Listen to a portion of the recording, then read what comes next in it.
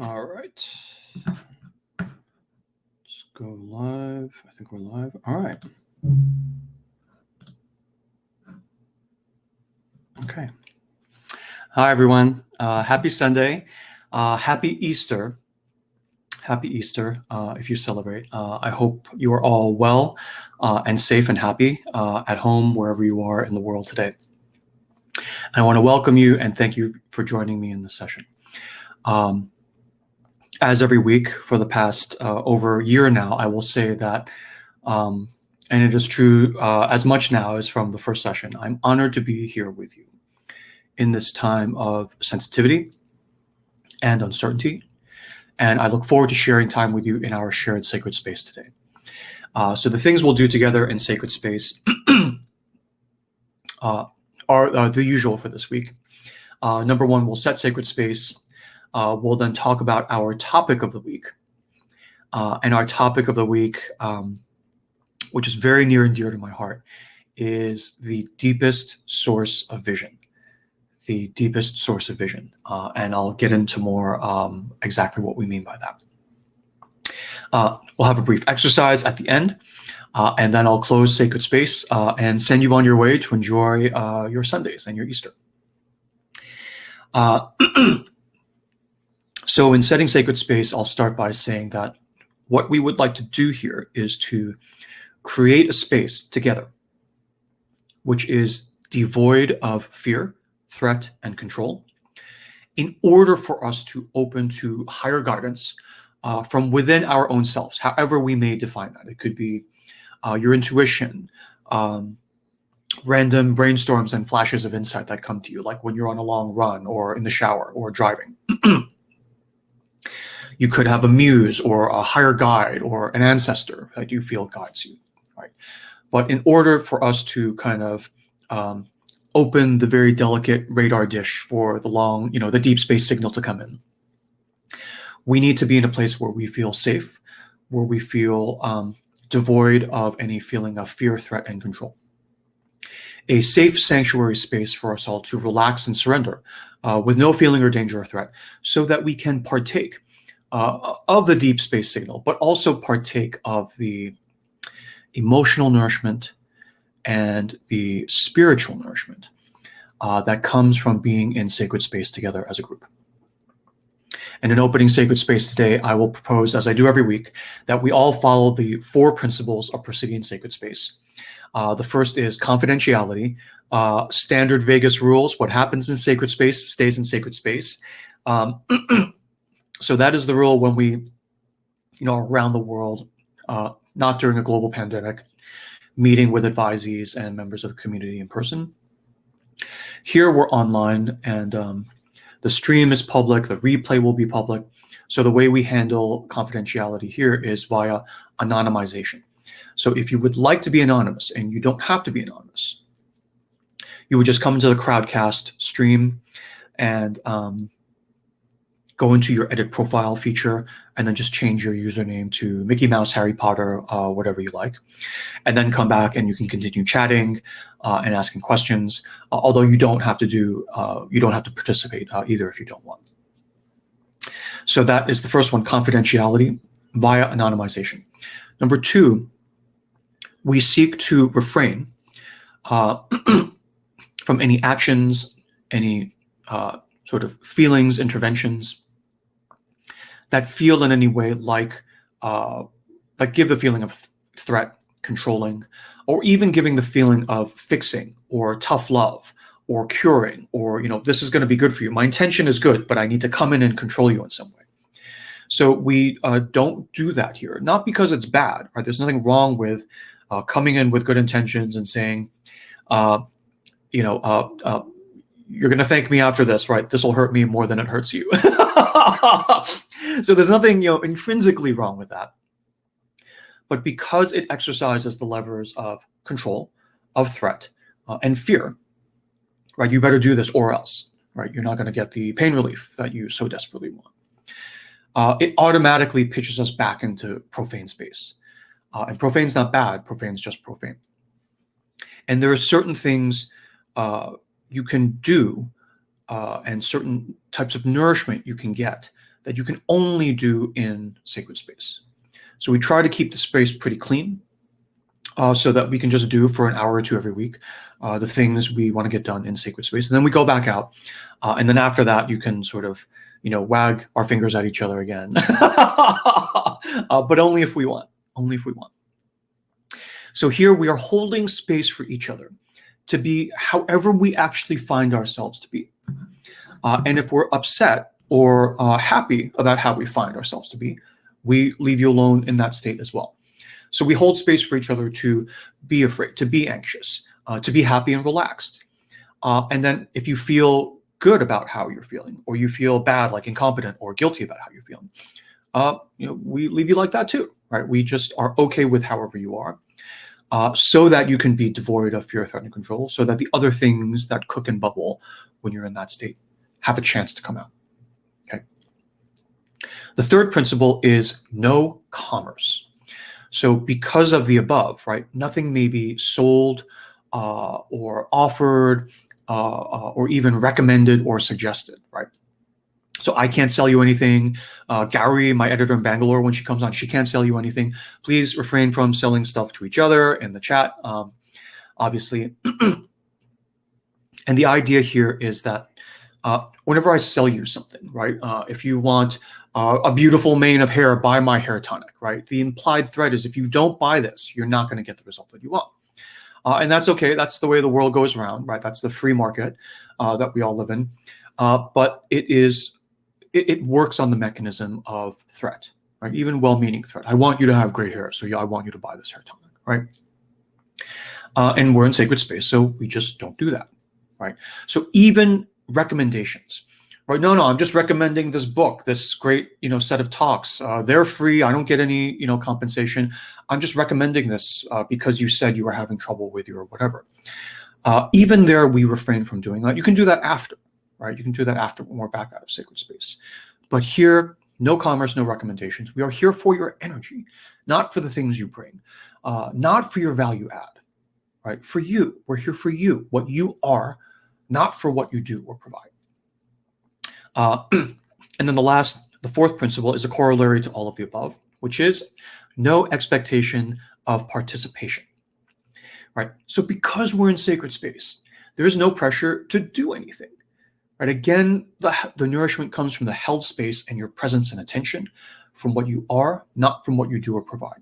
So you don't even have to stay. You don't have to participate in any exercises we suggest. You can send the link to your friends and recommend they come in, but you don't have to. Also, there's no finger wagging, fear, threat, and control for you to even come in and join sacred space. It's like you don't feel like joining us any Sunday or ever again. That's okay, right? We accept you as you are. You're free to come and go as you choose. No fear, threat, and control, and that itself is its own kind of nourishment. And that's kind of what we're trying to do here. Okay. So those are the four principles, and all of us together in a group doing this for each other mutually will tend to amplify that effect, right? And amplify the spiritual and emotional nourishment, like this big feast of a potluck, where all of us together create this like abundant feast of just energy and safety that is more than any one of us could consume in like several lifetimes, right? So it's that wonderful feeling. So anyway, this is what I propose. And if you're not okay with that, that's totally okay. We'll still catch up with you in profane space later, right? And, have a latte. I'll still send you emails, obviously. But for now, this is what we're about to do. So if you're not okay with that, we want to pause right now for a moment to give you a chance to withdraw from the group if you like, or stay if you like, and just make your selection however you would like, however you feel like right now. Okay.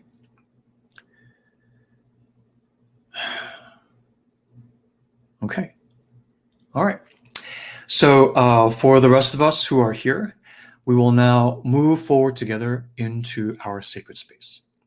And as we cross the threshold together into our shared sacred space, I will just remind us that of the four principles we would like to seek to observe during this time: confidentiality / anonymization, no fear, threat, or control, no intervening, no tough love, no commerce, no recommendations, and no expectation of participation. All right. Welcome back, everyone. Welcome to Sacred Space for this week, one of the best parts of my week. Happy Easter, Sacred Space in Easter. How great is that? And let's jump into our topic for this week. So our topic for this week is the deepest source of vision. So when Gary and I have our weekly brainstorm talk on what we're going to talk about next Sunday, we often pick a myth or figure from mythic fairy tale tradition. And in our brainstorm this week, we came to confront the question of, okay, at the end of the day, right, what is the true deepest source of vision? Where does vision even come from, right? Is it given from above? Does it come from below? Is it a mixture of both, right? And how does it come to full fruition and realization? What do we even have to do to unblock our vision? So to do that, we will start with another story from the classical Greek tradition, one of the most powerful stories of the entire Greek tradition that Gary has chosen for this week. So I would like to invite Gary up on screen and tell us about the story she's chosen for this week. Hi, Gary. Hi, Artie. Happy Hi. Easter. Hi, happy Easter. Yeah. Thank you for joining us.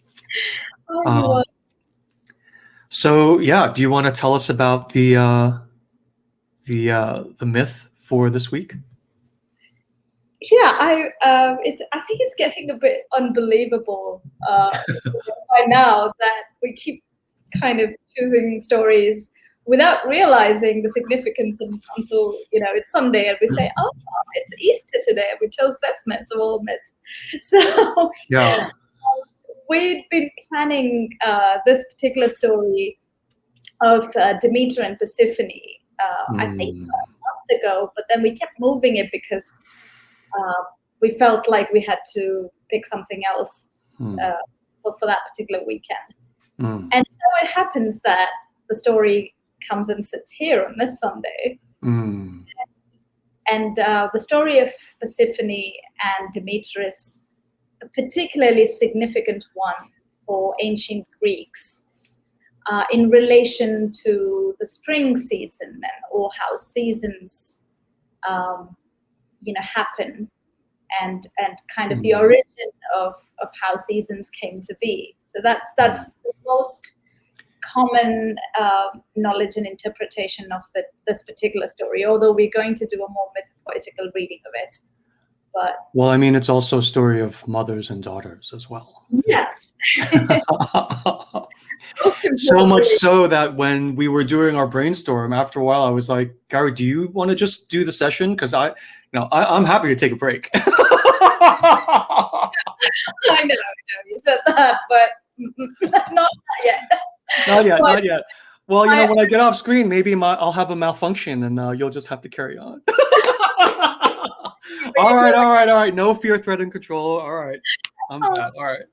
Yeah, I see where you came from when you said that, because it's been a very, very special story for me through the years, through different stages of my life, through different phases of grief, reconciliation, of healing. I mean, the story has spoken to me in different ways, right? So I keep going back over the years. So I keep going back to the story. I keep relating to the story in different ways at different times. So yeah, it's a multi-layered story for me personally. So I love that we're doing that in our sacred space. Me too. Me too. All right. So should we jump into it?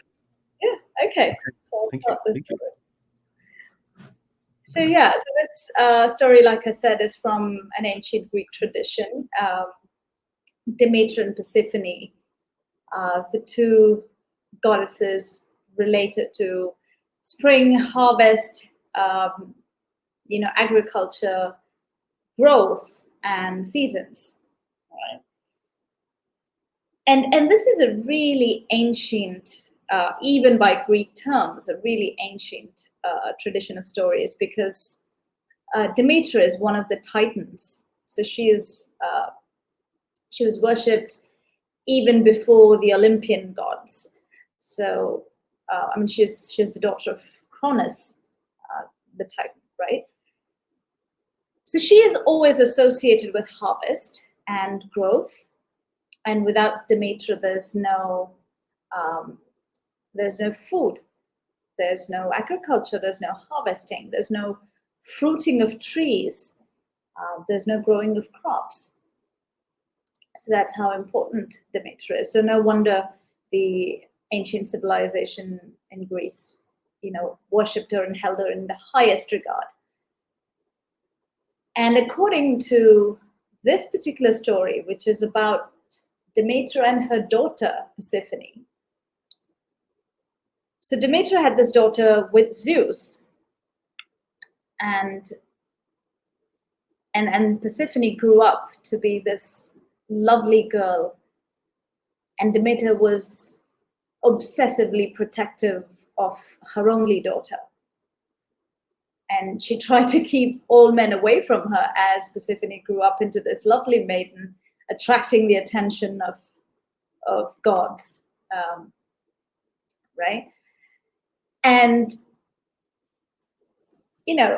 as she tried to protect her, she would still attract attention. One of the most persistent gods who wanted to marry Persephone was Hades, the god of the underworld.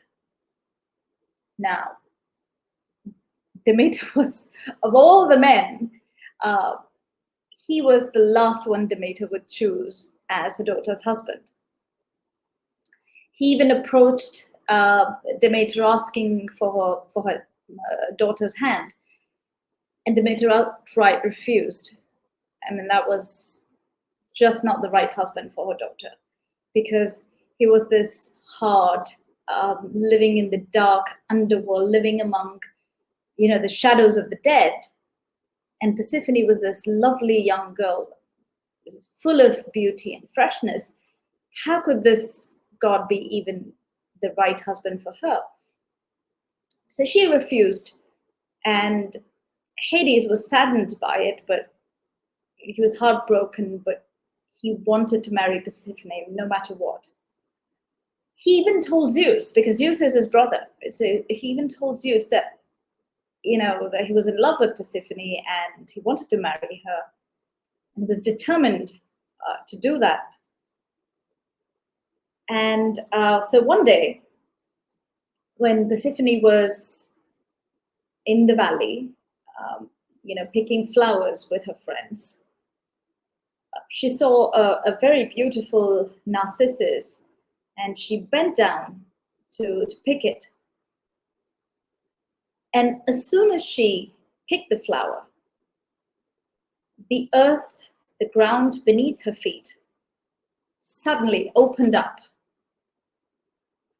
And through that gap, Hades rode out on his chariot, and his chariot had these black horses.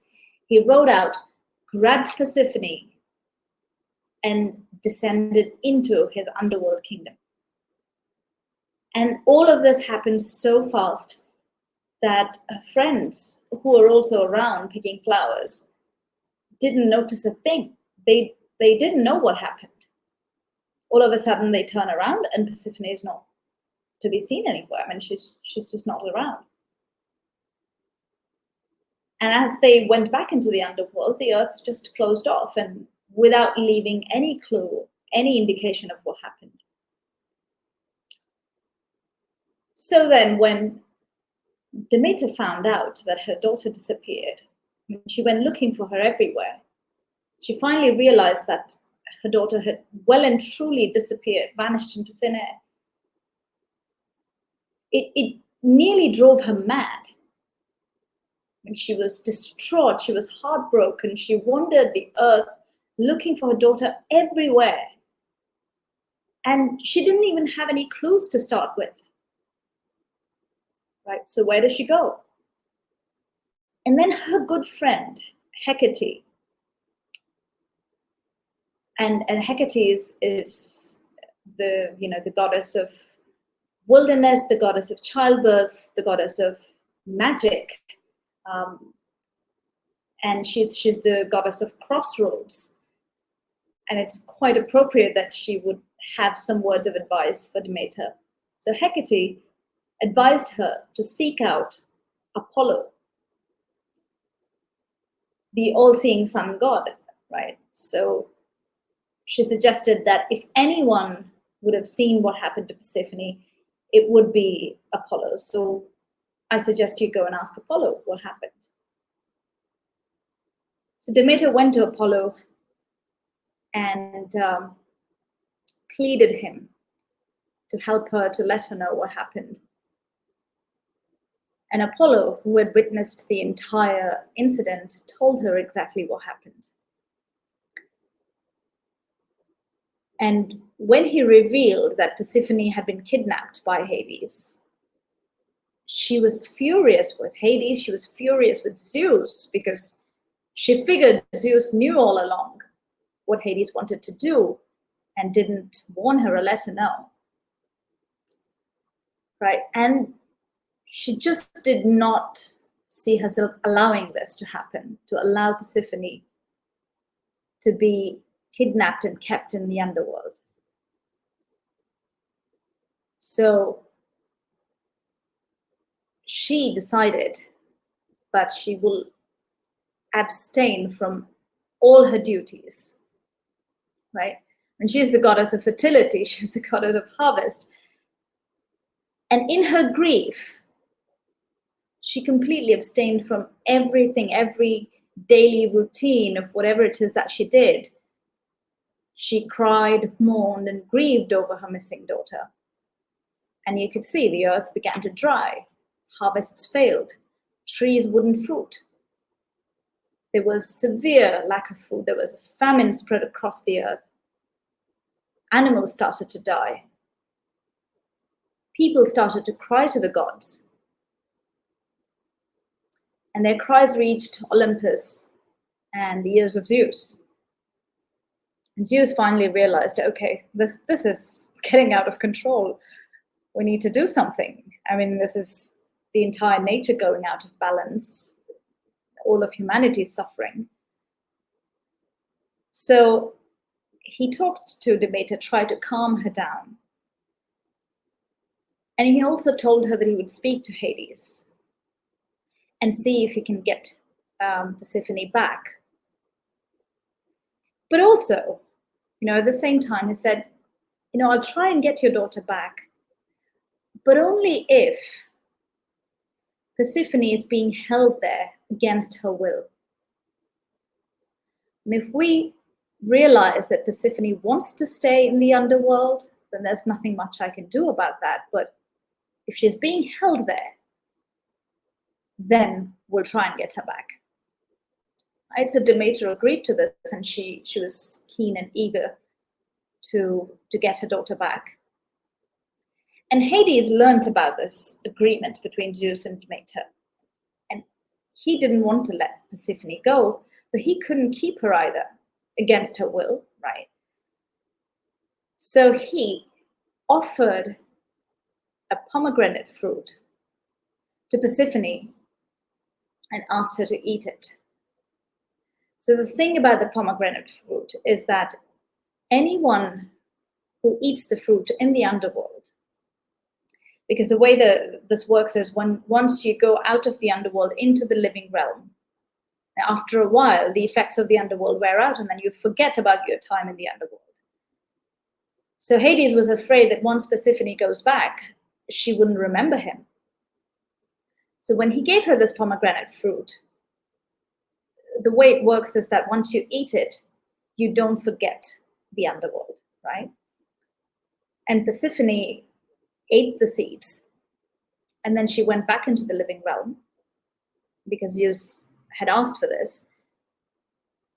And the mother and daughter reunited, and they were both happy to see each other.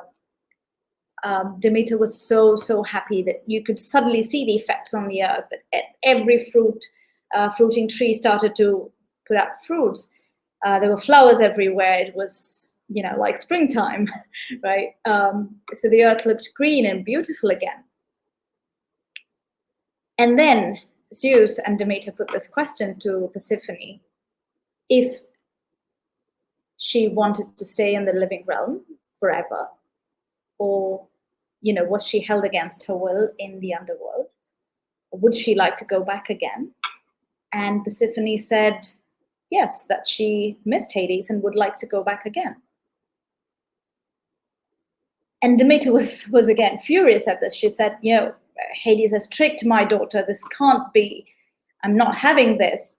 And then threatened Zeus that if her daughter went back, she would bring famine to the earth all over again. So then Zeus persuaded Demeter, because, he couldn't sort of make an order that, Persephone has to stay with her mother. If she wanted to go back to Hades, it was her choice, right? So he made this agreement where he suggested that Persephone could spend 6 months in the living realm with her mother, and then 6 months in the underworld with Hades. And Persephone agreed, and Demeter was happy to have her daughter at least for 6 months. And that's how it came to be that Persephone would be the queen of the underworld, would be seated on the throne of the underworld with Hades for 6 months of the year. And for the remaining 6 months, she would come back up into the living realm, meet her mother, and we would have all this bountiful spring and harvest, and lovely, flowers and fruits all across the earth. And then for the remaining 6 months is when you have fall and winter. So that's how the story goes. So Artie, would you like to come back up?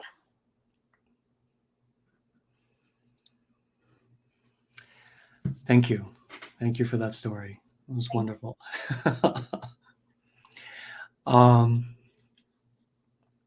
So I'll start with the question I typically start with, which is, and for my money, if this takes up the rest of the session, I'm okay with that. But where, Gowrie, do you enter into that story? Well, like I said, the story has kind of stayed with me for many, many years, right? And when I knew it first, I always thought of this as, this is about spring and winter. It's about harvest and all of that. But at a particular time in my life when I was, deep down in the underground, in the healing language that we speak, in grief, that is when I thought about this story, it struck me as a completely different kind of story, which essentially spoke about grief as the pivot, right? Which holds the kind of the movement that happens between grief and bliss. Now, I know I'm jumping many, many levels when I say something like this, but what seemed to me at that time was that one aspect of the inner feminine goes down into the underground, like Persephone. And the other aspect of the feminine is grieving deeply at that loss. And that grieving happens every time. And first of all, the going down into the underground of grief is a cyclical thing. I mean, it happens every 6 months in mythic terms, but in our lifetime, probably over and over again. And every time that happens, there is an active grieving that happens in the living realm, right? So we go about in the world just doing everything that we do every day, but there is profound grieving on the inside that we feel. And then there is a phase where there's a burst of sort of energy and bliss and the burst of creativity that you feel. And you sometimes think, oh, how I wish, I could have this kind of creative energy all the time. Why is it that I have a slump? Why is it that I go into these periods of complete passivity and complete lack of inspiration? Right. And you kind of funnily grieve that loss even before the loss has happened. Even while in your burst of creative mode, you think, oh, how I wish this was permanent. But then you realize it isn't. And this is just a pattern. You go up and down and up and down. There are bursts of creative energy, and there's a deep, long period of despair and grief. And the whole grieving process is just there, right in the middle, holding all of this together. And everything just moves around it.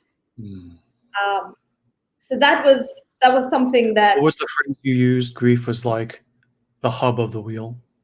Yeah. So, like I said, it's even when you're in that whole creative energy mode, and you think, oh, my life's great again. I will never ever have to go back into grief.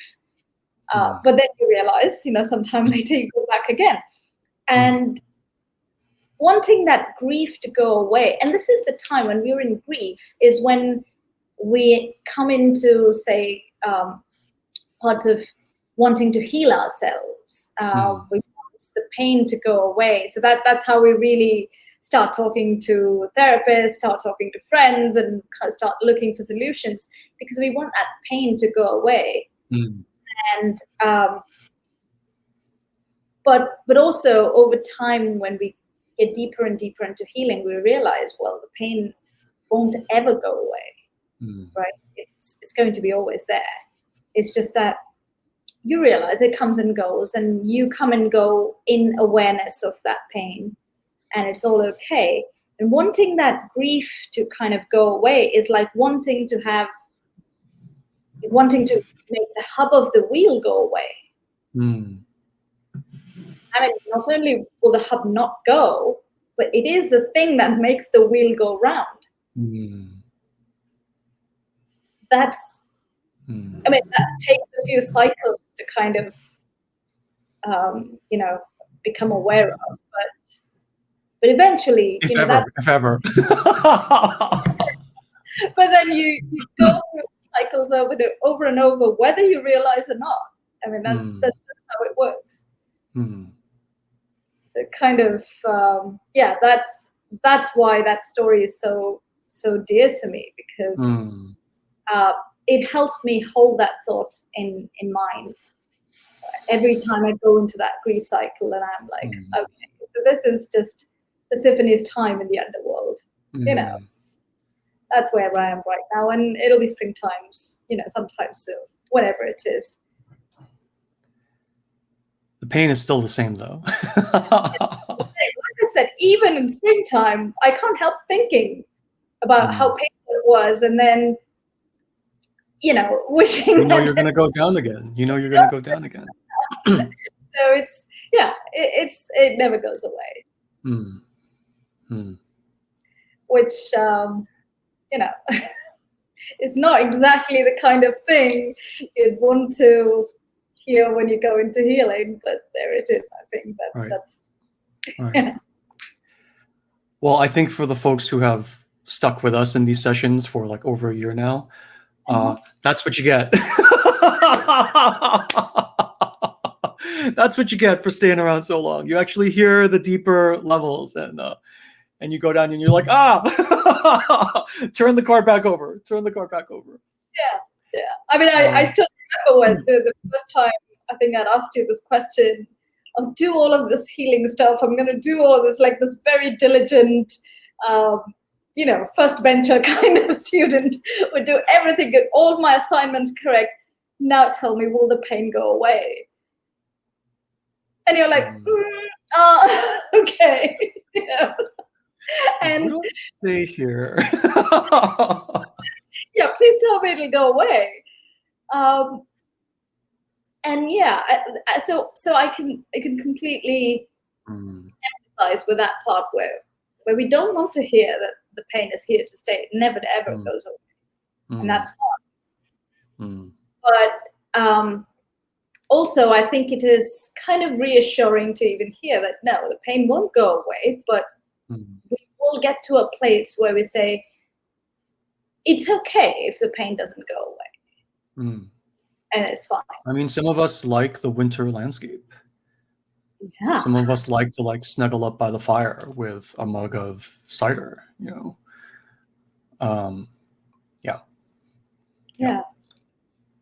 So that's the okay. Thank you. Where I come into this. Thank you. Thank you for asking. Yeah, so that's basically my talk. Okay, I'll see you all next week. No, not it yet. Well, all right. So I'll go through some of my notes. Stay on, come in and out as you please, Right. because I know that you have things to say throughout here too. So, so just to step back for a bit, in the classical Greek tradition, the Demeter and Persephone myth is the central myth in ancient Greek tradition. It is the central myth, which is the foundation of what have come to be known as the Eleusinian mysteries, which were the highest kind of cult initiate, not cult in a bad way, but in ancient Greek culture, cult was like it was just a gathering. It was like a sub-religion, right? The highest kind of cult initiation in Greek culture and society. The Eleusinian mysteries, like the cult of Asclepius, the temples of Asclepius, had a 2,000-year run of continuous, every year they would have these mystery rites. And all the great figures of the ancient world, like Cicero, Alexander the Great, at some point in their lives went to Eleusis and submitted themselves to what ended up being a multi-year ritual. You would have the lower mysteries, and then you would come back a few years later for the higher mysteries, the Eleusinian mysteries. There were multiple levels of vows of secrecy, and the highest vow of secrecy was kept to what actually happened at the final kind of catharsis in the temple. And the vow of secrecy was so strict that to this day, we still don't know exactly what happened there and what the rituals were like and what the final reveal was. And so, long story short, I don't have time to get into it, but the Eleusinian mysteries were like a big deal, right? They were a big deal.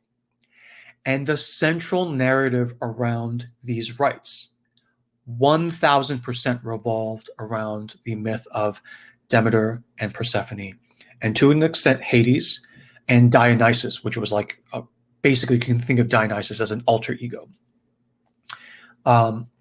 Dionysus is Bacchus in the Roman system, the god of wine, but also the god of vegetation, of fertility, and of religious ecstasy, as we've covered him in a couple of sessions. He's kind of woven throughout all of the sort of chthonic underworld topics we've been covering in the last few sessions. So the Eleusinian mysteries is not something we're going to cover today. It's too big a topic for today. But for today, because Gowrie has gifted us with the telling of the myth, we can take that myth and get a bit of a flavor of it, to touch on it a little bit with our usual mythopoetic lens. Okay. And so for those of you who are new to Live Sacred Space, I'll just give you a quick thumbnail of what I mean when I say mythopoetics. Mythopoetics simply means that when we read a story or a myth, and you can apply this to anything, you can apply this to a dream, you can apply this to a thing that has happened to you in the outer world, in quote unquote real life. We read it not for allegorical or moral teaching. So the moral of the story is, you better, eat your broccoli and you won't get, sick, right? So we don't read it for the warning or the threat, but we read it from a sacred lens to look for the pattern it describes, to observe what the physics and interlocking workings, the cause and effect of the clockworks of the archetype shows us, right? And then we take the nourishment of insight from it without fear, threat, or control, without you should do this, you should do that. We just kind of look at it and it's like, oh, well, that's how that works. That's interesting. That's interesting. Okay. And so when we read one of these stories, the way we do it is we regard every major actor as a symbol of a different part of your own inner self. So Demeter is a part of your own inner self. Persephone is a separate part of your own inner self. Hades is a part of you. The pomegranate is a part of you. The underworld is a part of you. Zeus are all part of you. So you start at the beginning, you hit play, you let the video spool out, and then you kind of observe and look out for like who's doing what to whom, who's going where, who's going up, who's going down, et cetera, et cetera. And you look for the pattern that arises. And the amazing thing, when you read things in this way, even across the sort of cultural traditions of different civilizations of humanity, the Hindu, the Chinese, the Taoist, the Western, the Northern European, the Southern European, African, sort of indigenous, Australian indigenous, North American and South American indigenous, right? All of these traditions, there is at what is at first, when you start to study this stuff, a shocking amount of consistency of not the moral of the story, right? But the physics of how these things work within you when you read it mythopoetically. And you realize after a while it's not as shocking because regardless of your time in the eons of human history, and regardless of where you are geographically and culturally, and how very, very different cultures are, we're all still human. Right? And you realize it's like being shocked that, a bird in Australia and a bird in North America, although they've never spoken, they've never had any kind of trade route interaction, they both have a general sense of what a nest is, what an egg is, what a beak is, and what you do with these things. And when you study myths across cultures, these are the consistent patterns you start to see. Right? Mythic forms arise out of our biology. And yeah, so that's how we think of mythopoetics. So a fundamental thing to see here in this story is that when we read myths, there is often an inner feminine character and an inner masculine character. And one important thing to say, and there are other sessions in the past where I've talked at length about what I mean when I say inner feminine, inner masculine. But one thing to say here is that when you see multiple feminines, they tend to represent different aspects of the singular inner feminine within you, right? There is one principle within you, regardless of your outer gender. There's one principle in you that covers the two major functions of nourishment, nurturing, and vision, right? There's only one within you, but it will display in different ways and different forms, and the accent of the manifestation will be different in your mother, in your sister, right? In your friend, in your daughter, right? In your coworker, right? And so all the male and female characters are different aspects of the one inner masculine and the one inner feminine. So Zeus and Hades, Dionysus, different aspects of the inner masculine. Demeter, Persephone, Hecate, different aspects of the one inner feminine. So Persephone is an aspect of the inner feminine. Demeter is an aspect of the inner feminine.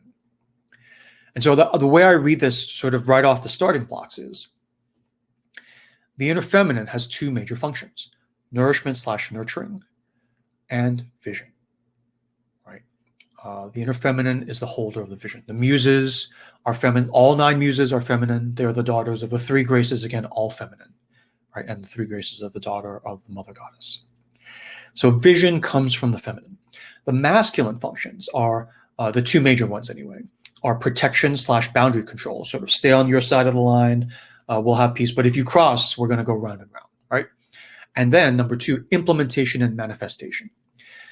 So he protects himself and the feminine, and the inner feminine nourishes, and then decrees vision, and then he takes that vision and goes out and gets it all done, right? But he's following her vision. So she gives the blueprint, and then he is in charge of making sure, everything gets built on time and in the right way.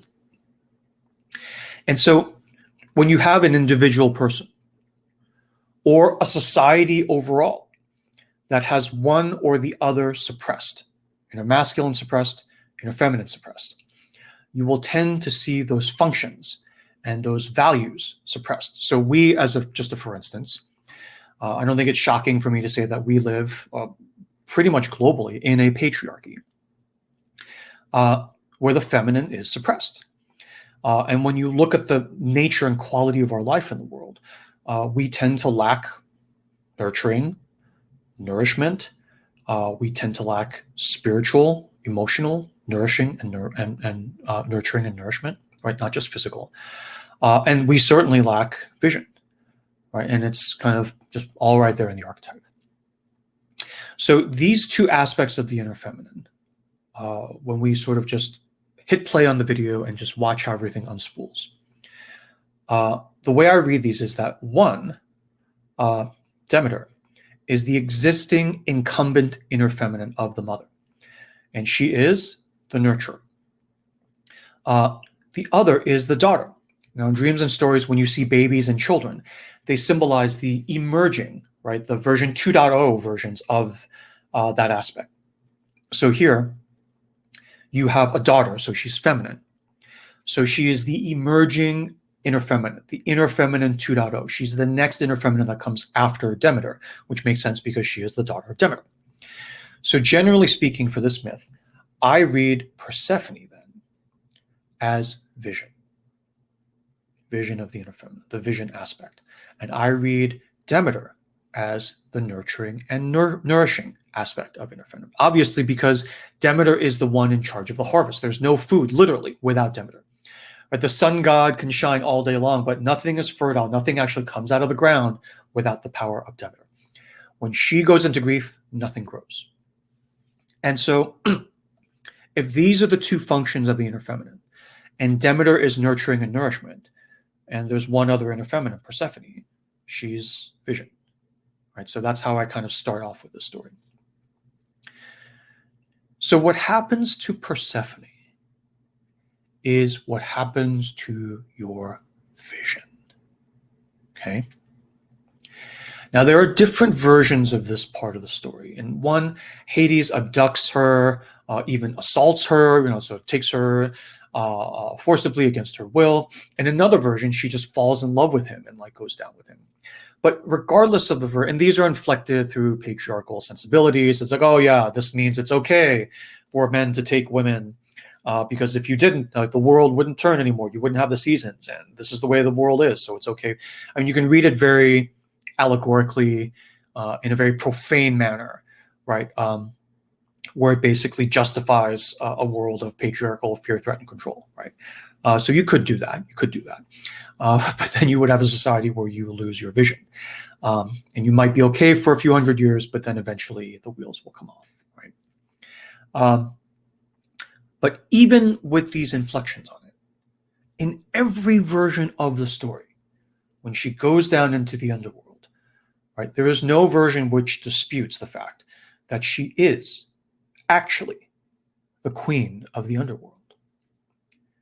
Right? She's not some slave or concubine. She is the queen of the underworld, the master, the sort of domina, the sort of mistress, lord-ess of the underworld. She is powerful. She is authoritative. In last week's story, when we talked about Orpheus, when Orpheus went down to Hades, it is Persephone's tears, her feeling in the underworld, right? Vision matched with feeling is a powerful thing. Because when you match vision with healing, stuff actually starts to move. It's not some intellectual, interesting thing.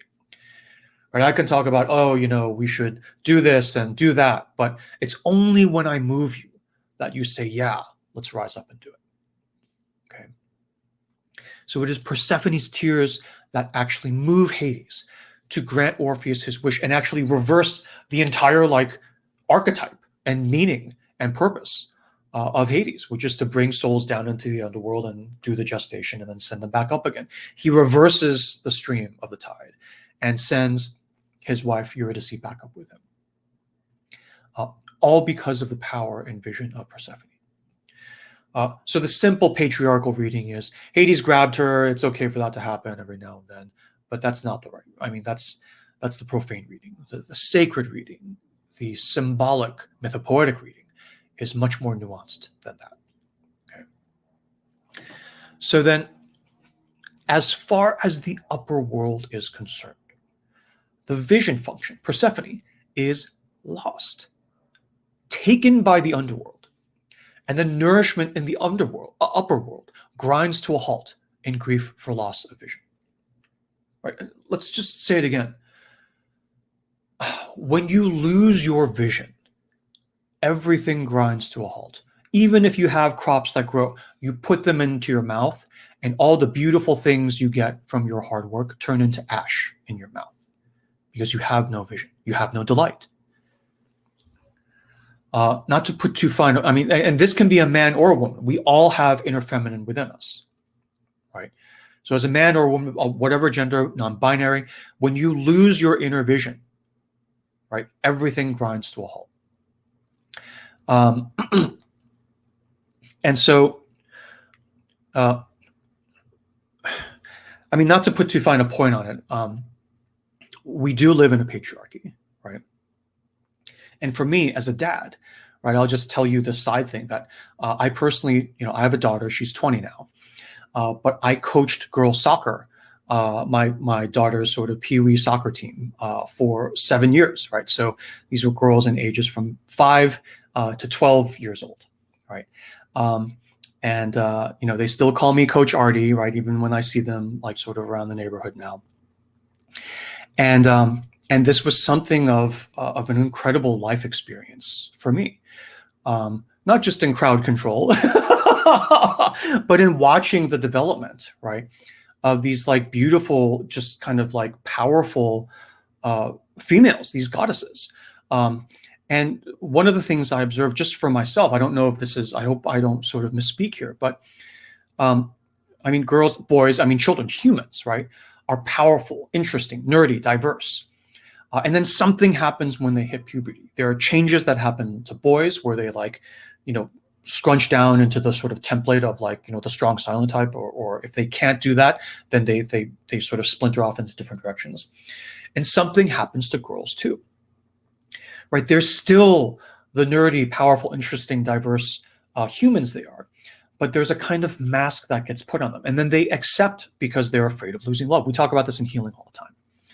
There's something about the pressures of society that starts to mold them, right? They're still themselves, but they are underneath this mask that society makes them wear. Right now, to be fair, the same kind of thing in different ways happens to boys and happens to girls.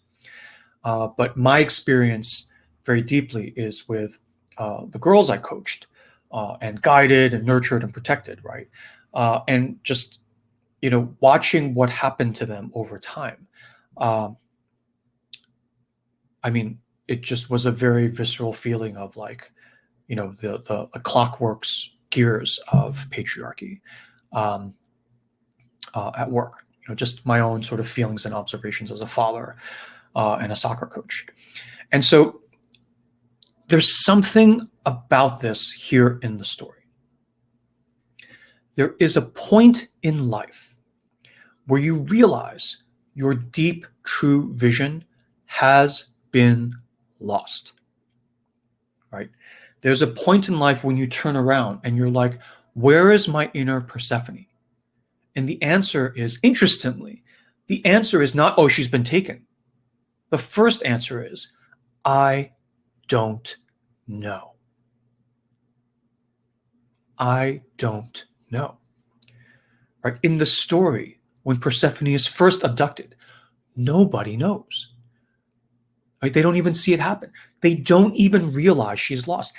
Demeter goes through a whole period of time in the beginning where she thinks, oh, she must still be picking wildflowers somewhere. And then only slowly it dawns on everyone that actually she is gone. And that's exactly how it happens when you lose your vision in real life. You start off as a kid, loving this, loving that, right? You're a little, 6-year-old girl running around with your big brothers, like shooting guns and playing sort of gaming and all that stuff. And then your parents are like, they start to mold you. Like, don't be silly, like girls don't do that, you should do, that's not very ladylike, blah, blah, blah. So all the crap that we get, right, that we hear. Or even regardless, right, they'll say, regardless of your gender, they'll say things like, don't be silly. How will you make money doing this? Who's going to love you if you grow up and actually do this? And you're like, oh, I don't know. I didn't really think about it. And you realize, crap, I better get my life together. I better get on track. Right? And before you know it, right, you fear the cracking of the whip, or you hear the cracking of your whip on your brother or your sister. And you're like, crap, but for the grace of God, there go I, right? So you're like, okay, I better get this mask on. And you start running with the herd. Right? And that's okay. That's normal. Everybody does that. Right? Well, most of us do that. You lose your vision and you start running with the herd, but no one tells you you've lost your vision. You don't get an email. You don't get a certification saying, yeah, you have hereby given Persephone up for adoption and now you're continuing. Nobody tells you that. And then 10, 15, 20 years go by and you realize, oh, I don't, somebody like me at a cocktail party, I start asking you, which is my habit to do. It's like, what kind of things do you like to do? What do you do for fun? What do you love to do? Right? And I'm starting to, because the most interesting thing to me about someone is what their bliss is. In our profane society, it is kind of not, it's poor form to come up to someone and ask what their bliss is. And what I realized why, it was just very depressing, because it's like most people are not following their bliss. So if you ask them, you're kind of like rubbing their nose in it, right? But I can't help it. When I see someone, that's what I want to know about them. Like, what do you love to do? What lights you up? So somebody asks you ask yourself this question and you realize, I don't know. Or I kind of feel like I did know. It's like when you come out of the underworld and you forget the underworld, when you come out of a dream and you don't realize you don't remember what you were dreaming about, it all like evaporates in the morning sun. You're like, I don't know. I think I did know once what my vision was, but I kind of don't remember it. Right? Or did I even have it? Someone will say, no. If you don't remember, then it's not real. Or you didn't really have a vision. That was just a childish thing or whatever. But regardless, right, you realize Persephone is gone. Right? Then on top of that, so there's a struggle to even realize she's gone. You're in denial. And then when you finally come to grips with the fact that she is gone, you're like, oh my gosh, 20 years. 20 years. She's been gone for this long, and I haven't noticed for 20 years. Right? In mythic time, when the story says it's not specific, right? Mythic times are eternal. They're beyond time. The myth, the archetype. So when it says Demeter at first didn't realize she was gone, right? In the story, it's just a moment. It's from one paragraph to the next. But when you translate that into human time, it can be like 15 or 20 years or longer. And when you realize that, then rage, fury, frustration, grief sets in. Now, to be fair, most people don't even get to the point where they go to Apollo or Helios and ask, where's my daughter? Right? In the profane, nobody is cheering you on to ask questions like the questions we're asking now. Right? In the profane, everyone's like, no, drink this thing, take this pill, watch this movie, date this person, and all the pain will go away. Go on this vacation, right? He's like, oh, it's all right. All right, it's all right, old chap. You're just in a funk. Just get back on the horse and keep on going and everything will be all right. So most people just do that. Most people don't even read like any kind of self-help book or go to a retreat or whatever and realize, oh my gosh, I am at the midpoint of my life. I am not following my bliss, right? I am not following my meaning and purpose in life. And I kind of don't even know what my meaning and purpose is. Although I feel like I could know. I feel like it's in me somewhere, but I can't quite, sort of wrap my fingers around it. Right? That's the critical point when she goes to Apollo and realizes Persephone is gone. Most people don't even get to that point. Right? Some people don't have the opportunity. They're too busy just like cranking on whatever they need to crank on. Some do have the opportunity to turn the card over to figure out what's actually going on. But then they don't, because it is terrifying. And you know what? That's okay, because it is terrifying. It is terrifying. You turn the card over and you realize, oh my gosh, here's the lab report. All my suspicions are confirmed. I am off track. Persephone is gone. And then you have to decide what to do. Meanwhile, everything grinds to a halt. Nothing grows. The crops wither in the fields, and you go into grief. Okay. So if you're like, oh my gosh, that's me, I haven't asked the question, that's okay. Right? So this is not an allegorical reading. So you all need to go to a retreat and figure out what your bliss is. No, that's not the message of this. The message of this is, it is terrifying. You do fail to notice for 20 years that your vision is gone. And even if you realize it, many will say, yeah, just keep the card turned over and keep going. And that's okay. Right? You may be like, well, that's not okay for me. That's your sovereign decision. Right? But the point is, you do have a choice. You don't have to follow your bliss. You don't have to find your deeper meaning and purpose in life. Right? This is your life. You are the sovereign of your life. You decide what to do. And whatever you decide, that is the right decision for you. That's how we teach it here anyway. Or we can't do sacred space and say, well, you better do this. It's disingenuous. Right? You do what you feel is right. And then next month, if you feel differently, then you do what you feel is right then.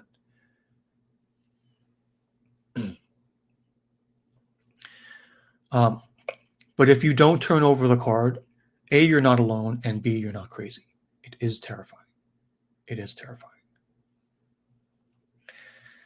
Now, just to, play the other side for just a little bit, whether you realize Persephone is gone or not, the crops have still stopped growing. Or part of the reason people get driven into like self-help therapy or looking for an answer is because their crops are already withering in the field. You got a great job, great house, great spouse, perfect kids, perfect everything. Well, out public, behind closed doors, it's often a different matter, right? Everybody envies you, at least in your immediate circle, right? There are people you don't even know about who are like, oh, I wouldn't trade that for anything. But the people you come into contact with, everyone envies you. And yet, you can't get out of bed in the morning. You can't do another Zoom meeting. I don't care how much you pay me. I can't do this anymore. Right? And you don't know why. And that's what cattle prods people into going on a bit of a search. Okay. So the counter argument is that, if you don't want to turn over the card because it's terrifying, it's perfectly understandable. But, even if you leave the card down and you don't even want to sort of open that can of worms, you look around you, the crops are already not growing, right? Winter has already set in. And it's not anyone punishing you, right? It's not punishment, it's transformation, right? This is happening, and you can decide what you want to do. Now, in the story, the powers that be, right, Zeus, which is the symbol of the executive function. So his job is to balance everything, to keep everything flowing. So the executive function says, okay, well, this is not okay. This is not okay. Okay, my brother, I knew he said it, and so he brought her down. She is the queen of the underworld. That's what he wants. She apparently may like it too. But now Demeter is like, like she's volcano, right? And he's like, well, we need to rebalance this. And why does he allow, the secret here is, why does he allow Hades to do this, right? And we'll get to the full pattern of this later on. But at the same time, it's like Zeus, the overall executive function, knows your vision is going to be taken away. And there's something about his complicity where it's like he understands it has to happen like that. Right? Because you're like, it's a disaster. It's like, well, Persephone's underground. She's the queen of the underworld. Right? Does Hades release her? Right? Or does she leave? Does he trick her eating the pomegranate seeds? Or does she take them so that she will not forget? Right? Is she the helpless, feminine sort of pawn of the patriarchy? Or is she deciding to go down, and is she deciding to come back up? Right? Now, mind you, it's all right there in the archetype. She is the queen of the underworld. So if you're going to call her the queen of the underworld and the pawn of Hades, then, even in a patriarchy, right? Your wife, and it's a husband and wife. The wife may like play to all the patriarchal norms outside, but behind closed doors, it's still right, one way or another, right? Right, a certain kind of wife will achieve balance, right, and take it out of your hide if she has to. And there's no one is immune to that, no matter how tough they try to be, because this is the workings of nature, right? The natural order is equality between inner masculine and feminine. So Zeus looks at this and he's like, well, I mean, there's an aspect of this where it just has to happen.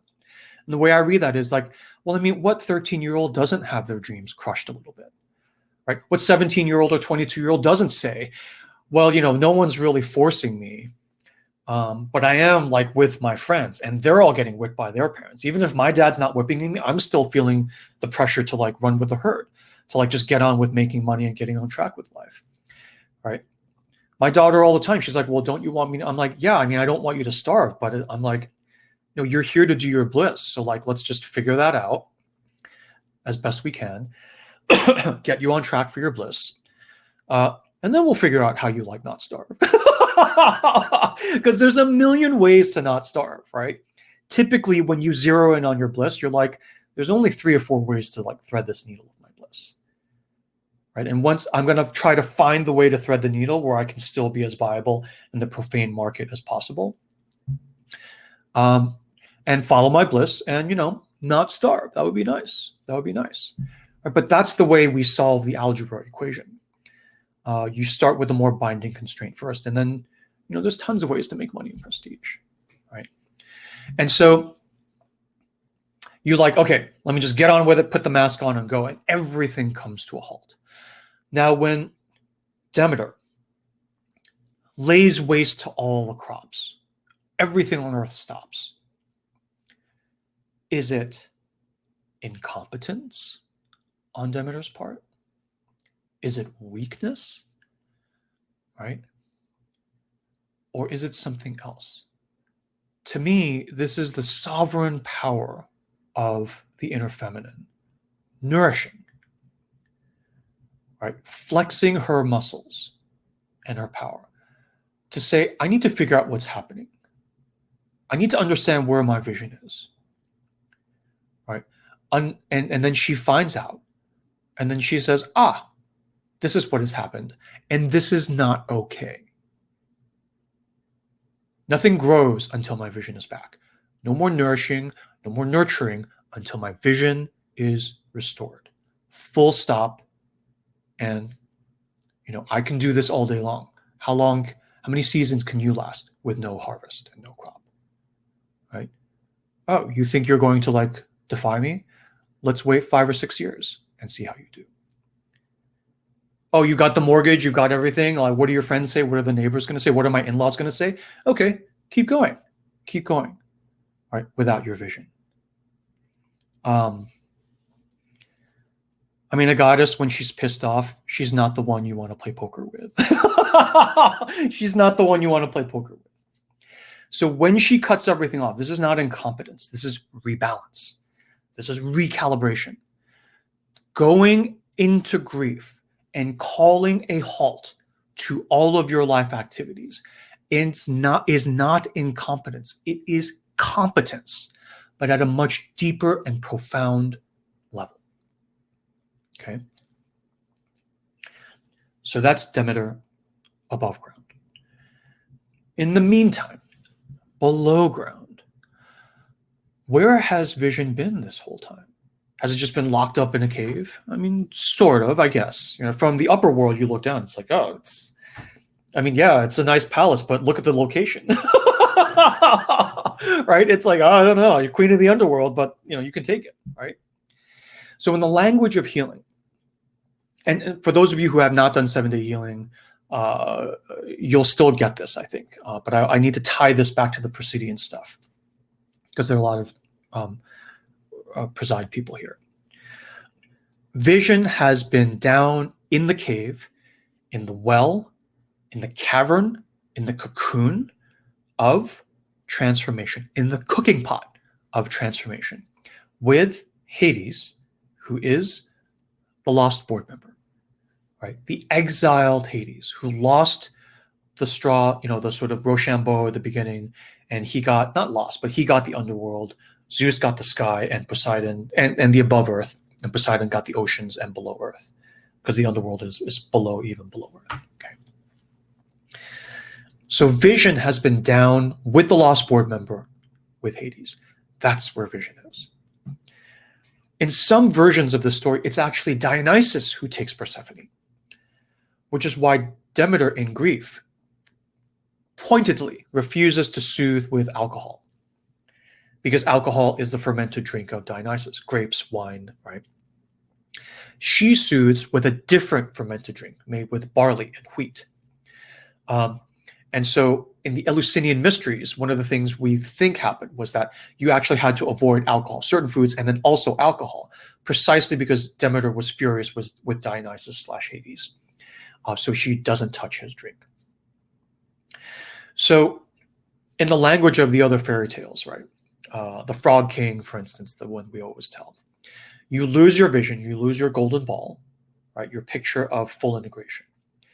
And the only one who can get it back for you is Hades, right? The frog, the exile from the Frog King. And that's how it always happens, right? From a Greek myth to Hindu to Chinese to Northern European, it's always the underworld, the chthonic figure that you need to do a deal with to get your whole self back. And the way it happens is you realize, after long last, if you have the courage to turn over the card, you realize your vision has been down with the lost board member. You exile this part of you for fear and shame.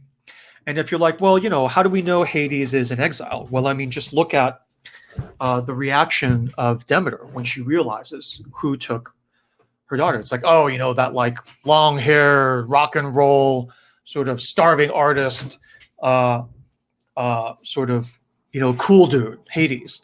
That's awful. That's awful, right? That's not like the Prince Charming that we were all hoping for. And so mythopoetically, what you do is you have to go down into the cocoon, into the cooking pot, and talk to Hades. And one of the things you're reminded of is that he is valid. He's not a criminal, right? He is the brother of Zeus. He is the brother of Zeus, right? He holds equal power, just in a different realm.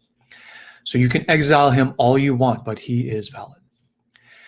The other thing you realize is that he is the holder of vision, and not in an inappropriate way.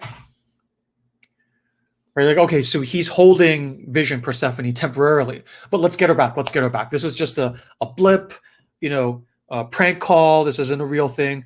I'll come back, and then we'll smooth everything over. He'll go back down where he belongs, and we'll carry on with our love and light, and everything is positive, right? Or else everything is positive up here in the light, wonderful, wellness world, right?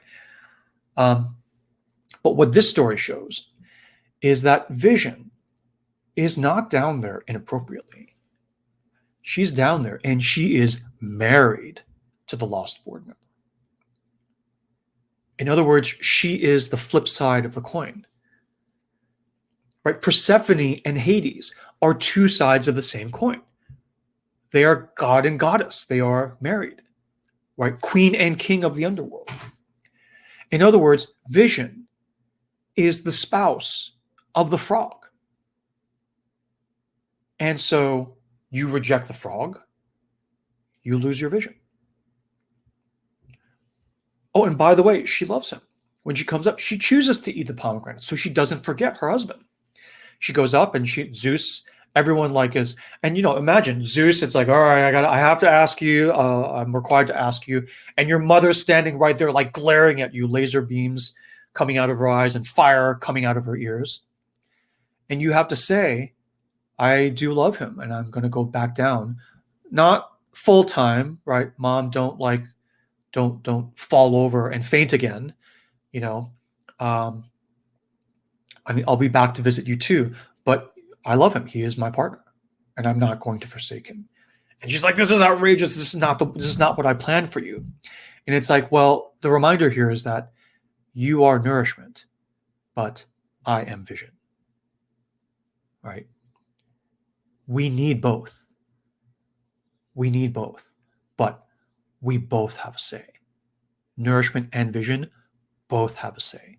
Zeus and Hades both have a say.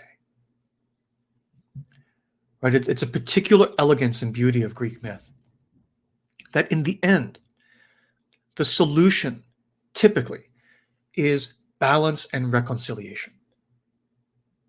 Right?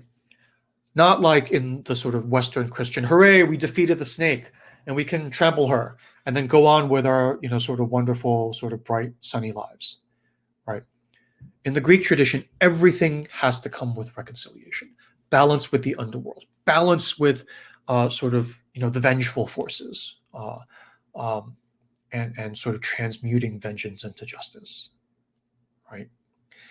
And so this is why we love the Greek tradition so much. So vision always comes most powerfully from the part of you you are most repulsed by and most fear. Okay. And you're like, no, it's vision is Persephone. She's beautiful. She's my daughter. Right. But there is a part of you that, like, when he comes up and takes her down, right, you either genuinely don't notice or you look the other way. Okay. The classic example I always harp on is like, you're a young man, you like love music, maybe you want to be a rock musician, right? And your parents come in, your dad is like, well, what are you talking about? It's ridiculous. We come from a family of lawyers and bankers, right? And you can do that as a hobby, right? But only when you're up to like maybe director or junior vice president level at the bank. But no senior vice president, certainly not the chairman or CEO of the bank, plays rock music on weekends. That's unseemly, right? So that's okay. Not to worry, son. I went through a similar phase. Grandpa went through a similar phase. You just stuff that down. Eventually it'll fall away and, you'll be in a great situation, just like I am, just like Grandpa was. And you're like, I don't know if I really want to do that. But everyone's looking at you, right? All the portraits on the wall are looking at you. And, Hades comes up, takes Persephone, right? And a part of you, Demeter, is like, oh, heavens me, I didn't know, right? But another part of you, and these are all parts of you, Zeus is like, yeah, we knew. We knew. We told her to go to the corner and meet him when he drove by. And now she's, they got married, by the way, and she's the queen of the underworld now, right? She's the queen of the underworld for now, right now. So what's the problem? And so did you lose her, your vision, or did you forsake her knowingly and just acted innocent, right? Could you have pushed against your parents more and made a space for yourself to do, music and not corporate law? And so again, the point is not to say, well, if you're 16, you really better be listening to me. No, the point is, some of you may be saying, I knew and I didn't fight hard enough and I lost Persephone. And honestly, at the time, I was like, screw it. What good is she to me anyway? What good is my vision in a world that's profane? Or, it's the almighty dollar. So who cares? I need to go run with the herd. And you willingly did that and forsook your vision. And if that is what you are realizing, that's okay. Read the story. That is the pattern. Zeus knew. And he didn't intervene because it's like, yeah, this happens. This is how it happens. Right? You have betrayed a part of yourself. And now you're like in anguish. And this is how it happens. Right? Just like a woman, you're in childbirth, you're in agonizing pain, and then this baby comes out. And then hormones flood your system and you kind of magically forget the pain and you're ready to have another one. Right? It's like, that's how it happens. It could have been different. It could have been more elegant, less elegant, but this is the pattern, right? This is the pattern. Birds, right? Nests, eggs, they could live birth, but it's an egg. The way we do it here is an egg in a nest. And so the way we do it here, very often, we knowingly betray our vision. And that's just how it happens. The real question then is, what do you do after that? When you realize she's gone and you realize you haven't noticed in 20 years, what do you do then? Do you betray her a second time and not turn over the card? And that happens too. That happens too, right? I'm not here to tell you what to do. Or do you say, this state of affairs is not okay? You go into grief. You allow the crops to be blighted and decimated. And you wait for the world to come back to you, to the negotiating table. And you say, okay, this is not okay. We're going to renegotiate everything. But you promised, you're going to be managing director next month. What's the problem? It's like, none of that matters. Right? The bonus check just turns into ash in my mouth anyway. So what good is it? All right? We're going to renegotiate everything, and you're going to come talk to me. We're going to go down. We're going to talk to Hades. We're going to do the whole thing. And it's painful. The neighbors are all chattering. None of that matters. Right? If my own crops turn to ash in my mouth, what do I have to lose? What do you have to lose? Okay. And this happens again and again in all these myths. The clue is right there. The frog and the princess and the Frog King. The frog is the only one who can get the ball back. Even the king cannot get the ball back. Right? From the story of the labyrinth and the Minotaur, King Minos. Right? In the center of a labyrinth is the Minotaur, the shameful one, the source of your greatest shame in the underworld, buried in the middle of a labyrinth. Right? And everyone fears him. Theseus goes in and kills him and transforms him. But the hint is there too. The name of the Minotaur is not Minotaur. Minotaur is just like saying human or centaur, right? The name of the Minotaur in that story is not Minotaur. The name of the Minotaur, the son of Pasiphae, is Asterion, which means star. So the lowest is the highest. The Minotaur at the bottom is the highest. Persephone, queen of the underworld, is the vision which allows all creation to bloom again. Because there is nothing without vision. Right? The lowest is not just unequal. The lowest is the highest. Right? Asterion is not tree. Asterion is star. And the key point of the mechanism here in the pattern of this archetype is, if you want your vision back, you have to go down, not up. Right? It's not love and light. It's grief and darkness. That's where your vision is. Oh, and by the way, what took you so long? Why did you, like Demeter, wander so long in the wilderness above ground? And the reason is it takes some circumambulation, getting, your gumption up to even have the courage to even consider turning over the card. Because when you turn over the card, you know what it's going to say. It's like your vision has been taken kind of complicitly with your complicit consent. And your vision is down in the underworld, and you have to go down to get it back. And if you're chicken shit to get it back, then you'll never get it back. And this is what Demeter did. So that means this is the pattern. Right? The gods don't make mistakes. They trace out the narrative of the archetype. So the path Demeter is tracing through is how it happens. There is no right or wrong. You can say, oh my gosh, why is this always happening like this? Or, oh my gosh, there is an ideal pattern that I am not living up to. And it's like, no, this is the pattern. You betray yourself, then maybe you will get up the courage to go down and get this vision part of you back. Another aspect here is, what do you learn when you go talk to your vision?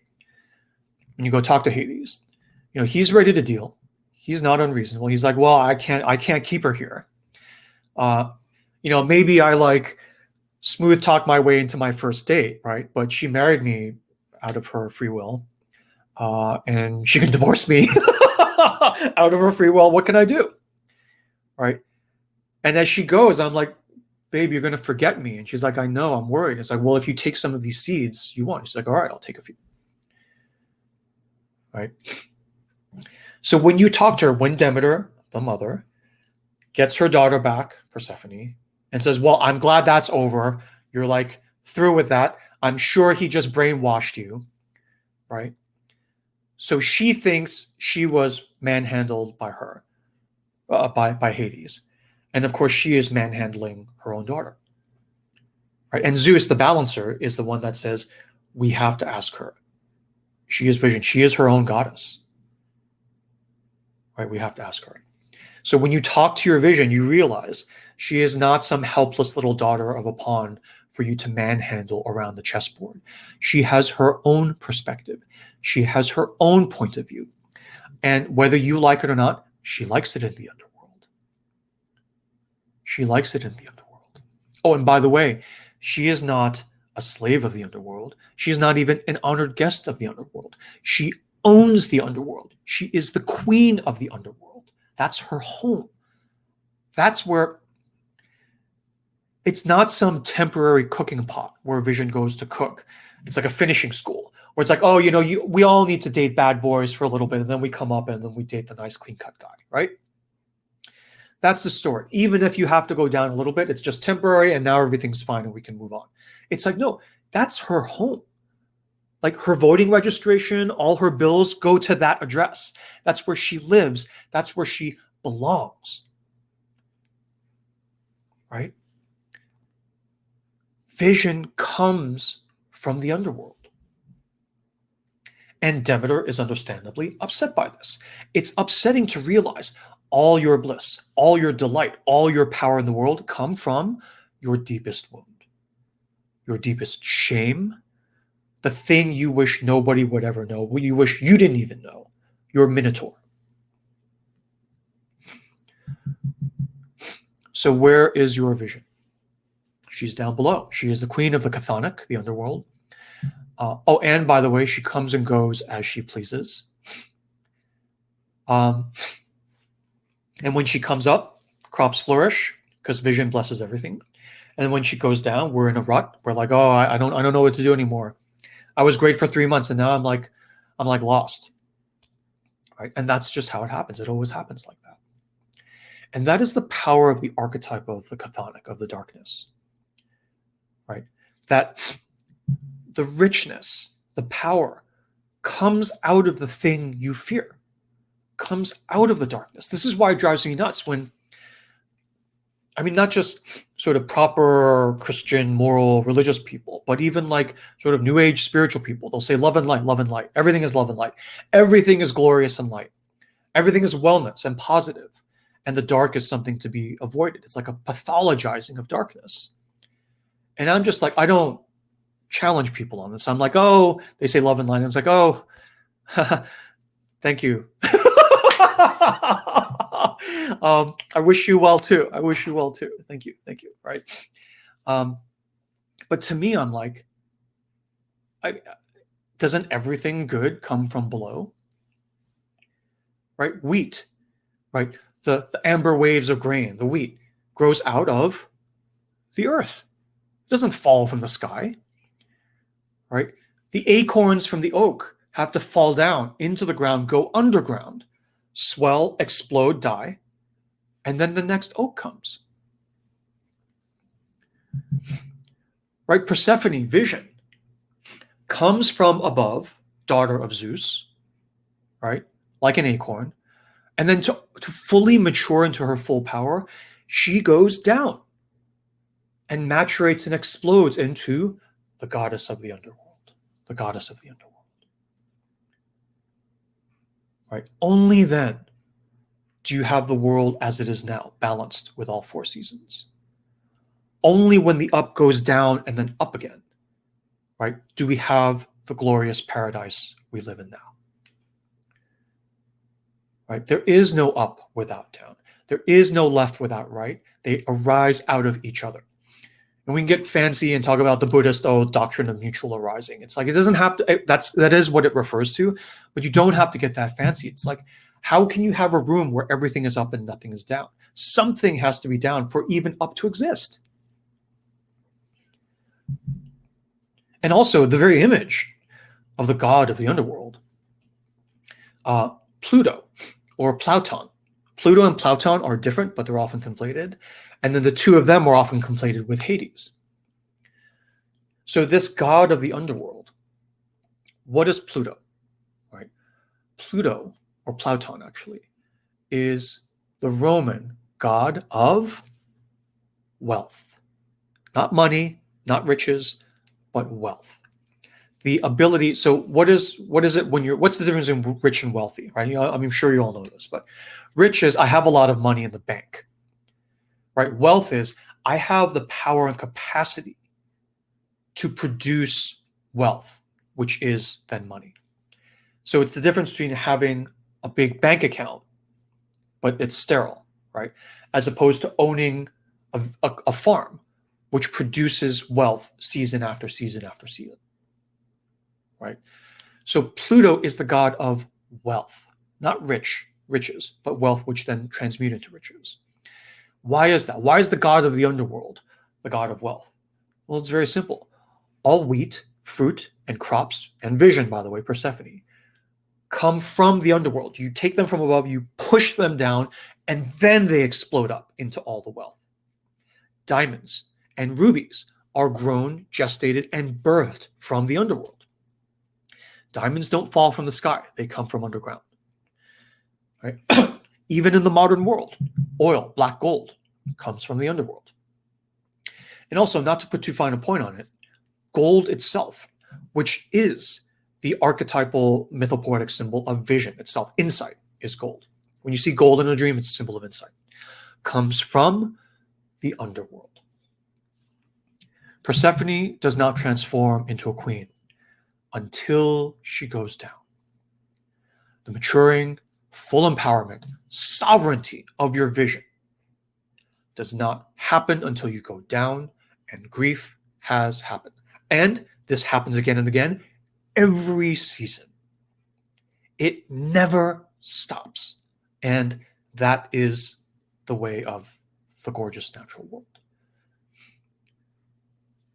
Vision plus grief equals sovereignty. Right? You have grand visions when you're like 13. You go through a period of grief. Part of the grief comes from actually, in retrospect, if you're honest, knowingly betraying your vision. And then you finally go down into the underworld and get it back. Right? Why does vision plus grief then equal sovereignty? Because you never really know what you actually want until you've made a lot of wrong turns.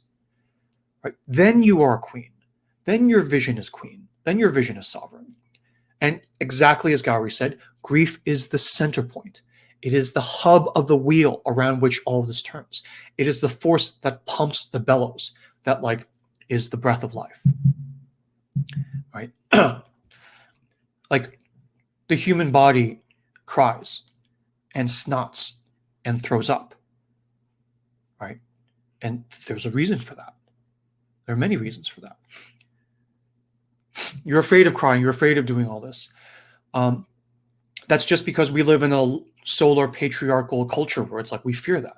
Because that crying, throwing up, and snotting brings you down. You tear your garments, you go down into the ground, you're eating dirt, you're trying to dig down to sort of get back to the person you lost. And we suppress all that because we fear going down.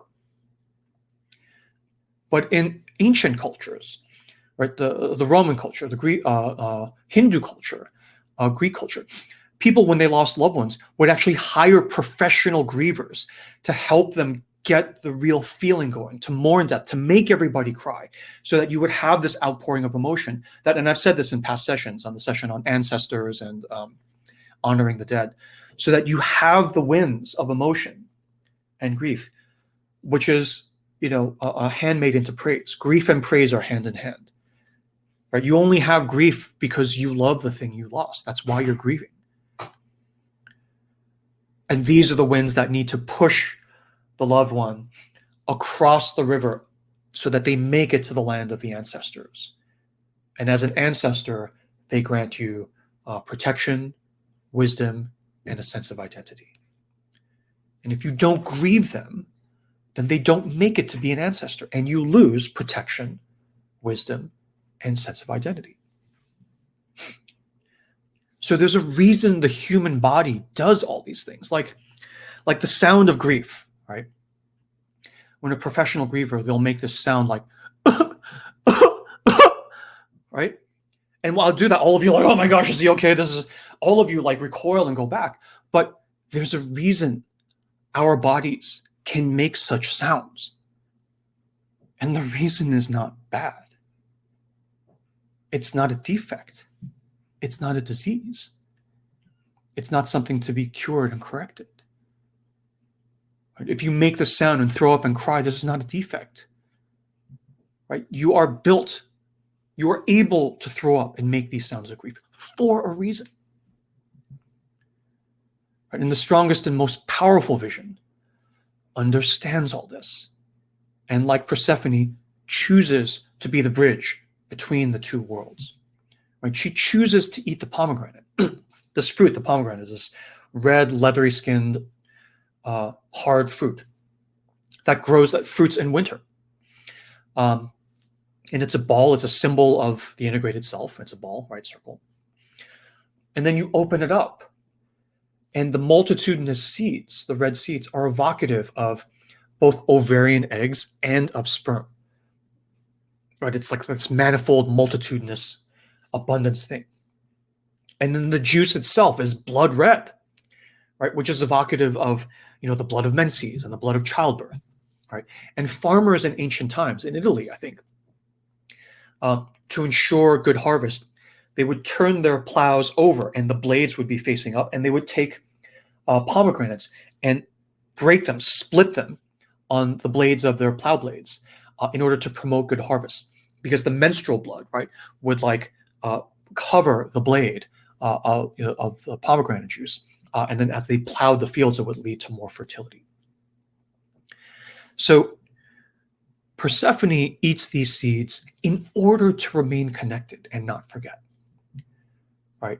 She chooses this. As the queen of the underworld, she chooses this. So this implies that grief is not a one and done thing, right? You have a loss, and you go back and you revisit it in a cyclical manner. It's like that story of the Dalai Lama I always tell, where an interviewer from the West asked him, I read all about how your friend died. I'm so sorry for that, but that was 15 years ago. And will you tell us, Your Holiness, how did you get over the death of your friend? This is a Western. How do you get over this, right? And he just blinked and looked at him. He's like, what do you mean get over? And the translator tried to explain more. And he was like, oh, I mean, never. I never got over it. Why would I get over it? He's my friend. I will always have this hole ripped in me. I mean, I'm paraphrasing. So the highest vision, the purest vision, right? If you want love and light and you want the highest, most spiritual, the highest vision sees exactly this. Right? And Persephone, as the queen of the underworld, her sovereignty, her power, her majesty, all comes from there, from the underworld, the place where you crawl down into grief, the place you fear, the place you have been taught by our current society to avoid at all costs. This is actually the place where nourishment happens, where insight comes from, where gold comes from, where wheat comes from nourishment, fruit, rubies, diamonds, jewels, power, all come from the underworld. So the deepest source of vision is this, and that is that's it. That's our topic for this week. Gary, are you there? Do you want to come back on?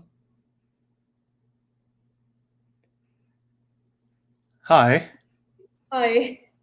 Thank you for that. That was, I mean, wow. It really, really is very powerful to kind of realize this pattern.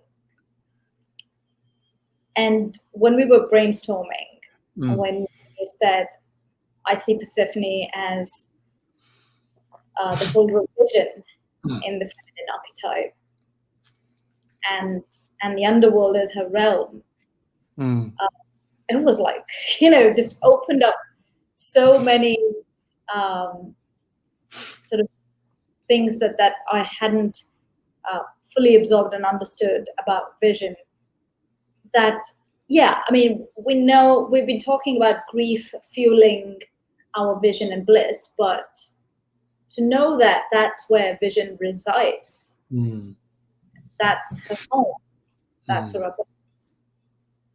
That is just so empowering to realize that. And also when you said, and I think this is a great insight to have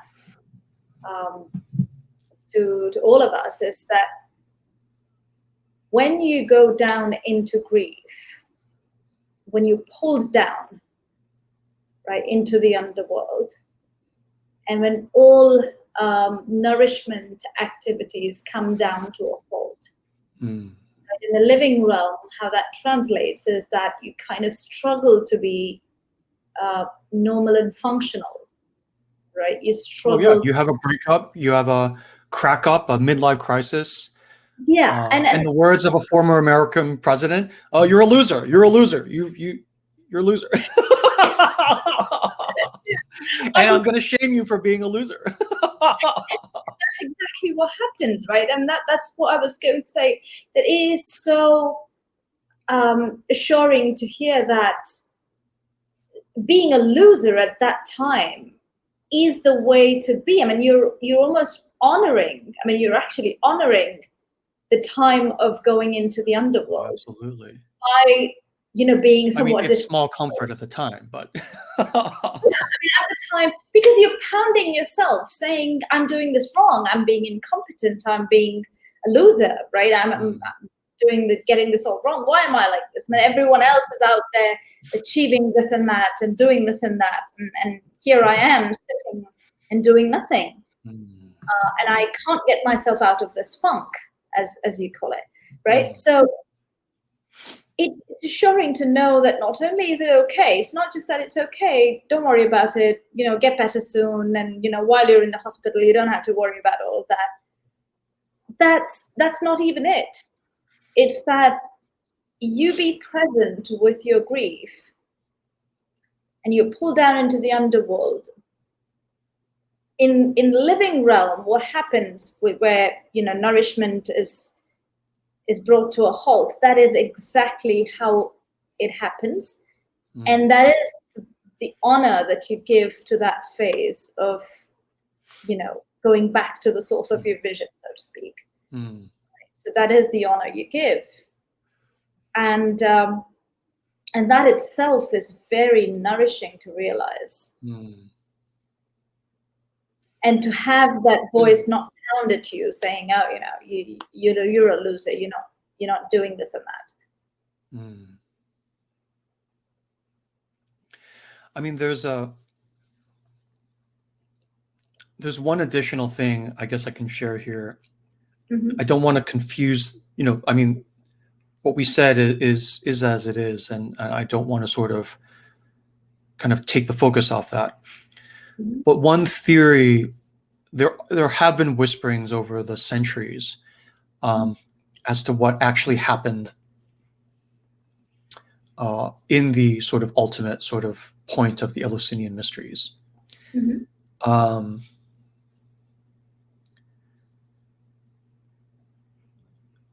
And I think I'll just say that one of the things that people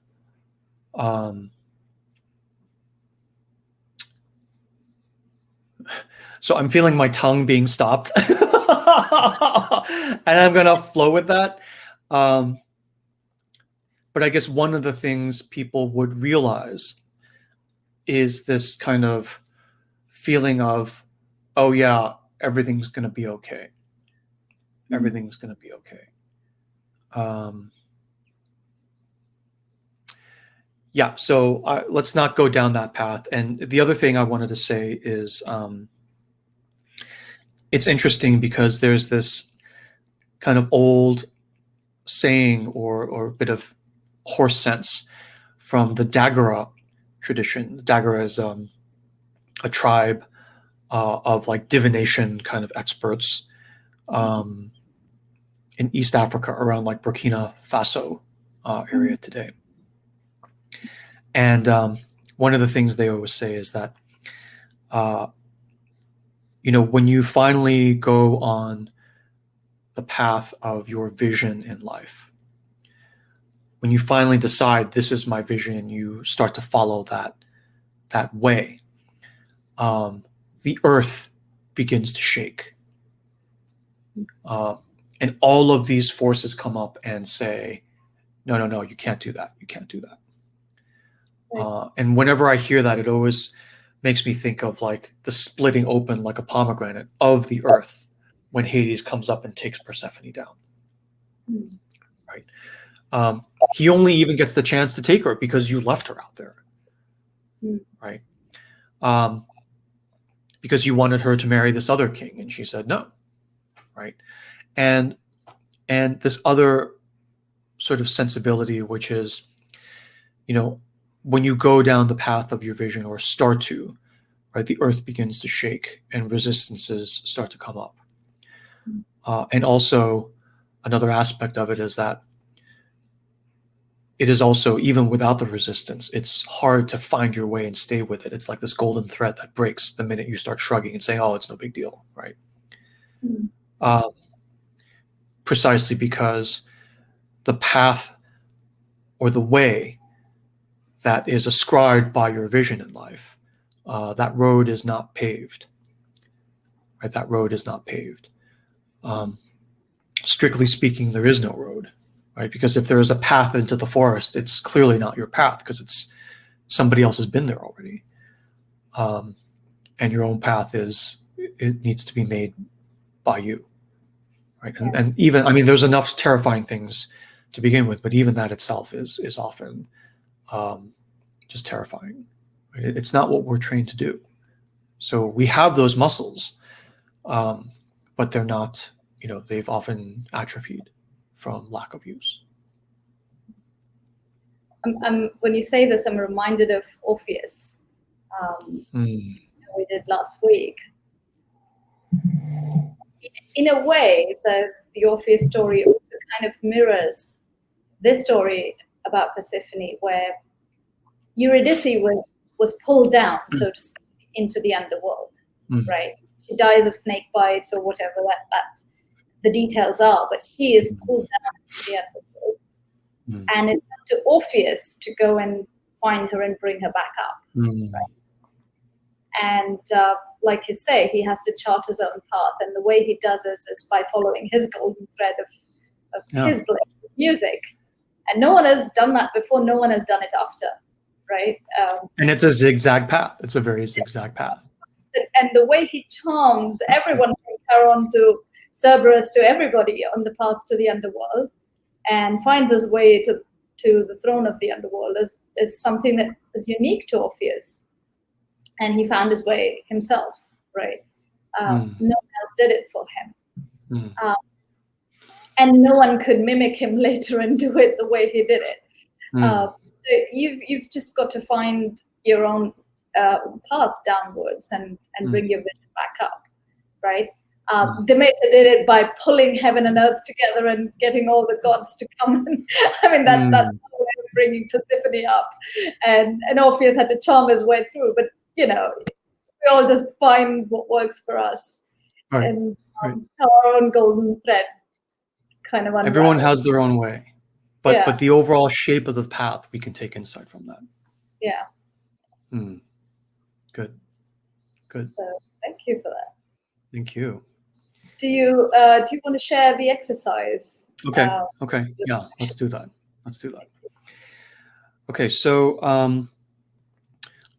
for the exercise, given all this, how do you do a single exercise for all this, right? It's like the work of art that is your entire life. But what I thought I'd try to do is just to give you a single reflection that could maybe help you forward. For those of you who have, for instance, done Bliss program stuff with me, this will hopefully try to sort of pull it together. And if you haven't done the Bliss program with me, this will maybe sort of get you going even without the program. So, I'm just going to put this out there and hopefully it will help. So I guess one way to approach it. Oh, so before I do that, I should say, when we suggest exercises here, it's just a suggestion. It's not, strictly speaking, homework. It's only if you want, because of the fourth principle of proceeding in sacred space, right? There's no expectation of participation. So don't feel any pressure. So if you wanted to do it, you would just budget out maybe 10, 15 minutes alone, either at home, or if there's a lot of people at your home, in your car, right? If you like drive to the grocery store and you park before you go into the grocery store, you just sit an extra 5 or 10 minutes. No one will miss you. It's just 10 minutes. And you take out some pen and paper, you think about the question, and then you just write out whatever comes to you.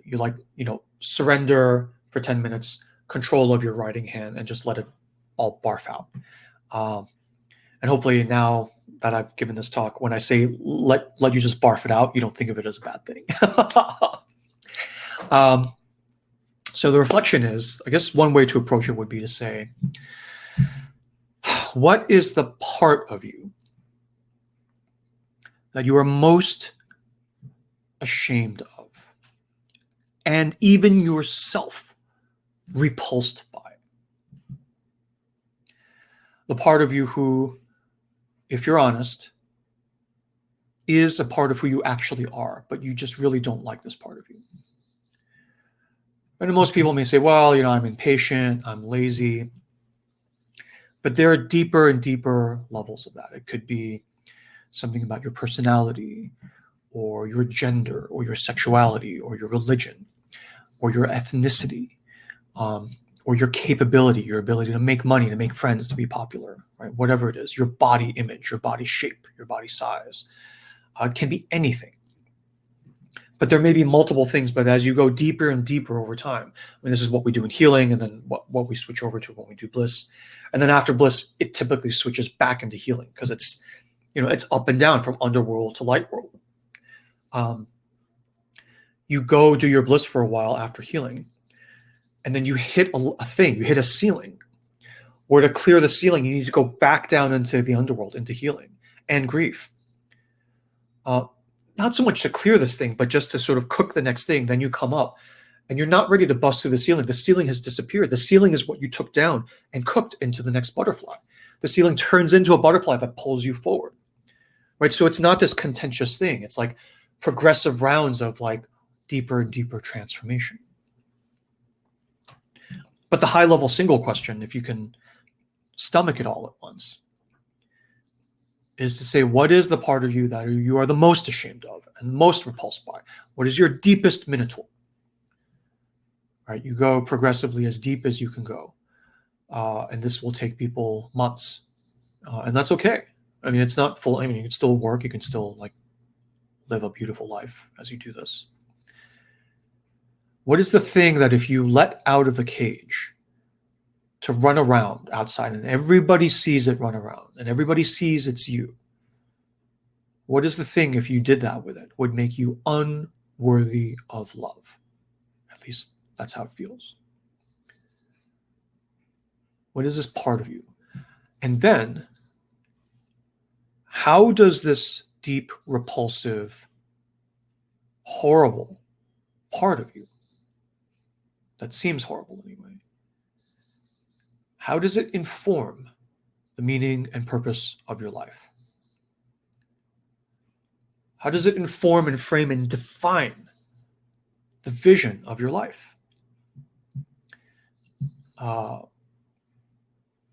That's the exercise. I forgive me, but it's a little abstract, but it's my one attempt to kind of scrunch everything we do into a single exercise, which is kind of absurd, but that's like my best shot. Compressing it that much may not make it be doable or helpful, but that's kind of what I came up with, and only if you want, you can give it a try and see how it goes. To say it again, how is your vision informed and defined and framed? Not by lofty things, not by intellectual things, but informed, defined, and framed by the deepest, scariest things within you. That is the juiciest angle of attack, where you go down into the underworld to look for Persephone, right? You can go up into the love and light and ask Helios and Apollo. And if you really do that in good faith, they'll tell you where to go. You have to go down, right? So even if you say, well, let's try going up, you'll eventually be led back down. And that is not a defect. That's not incompetence. That is the juiciest angle of attack. Down there is where all the bounty comes from anyway. Why wouldn't she be down there too? Okay. So I think that's our session for this week. And I'll go ahead and close the session. Our next session is next Sunday, same time. I'll just drop the link here in Crowdcast and here in Facebook.